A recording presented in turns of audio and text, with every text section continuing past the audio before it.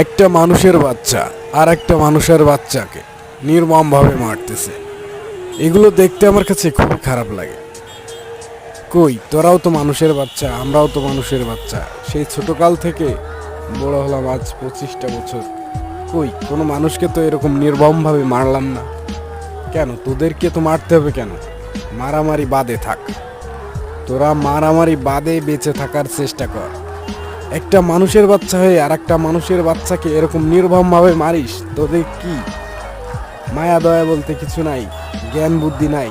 তোদের তো বোঝা উচিত যে ওরে যদি একটা বাড়ি দিস, তো ওই বাড়িটা যদি তোর দেয়া হয় তো কেমন লাগবে, এটা বোঝা উচিত, এটা ভাবা উচিত।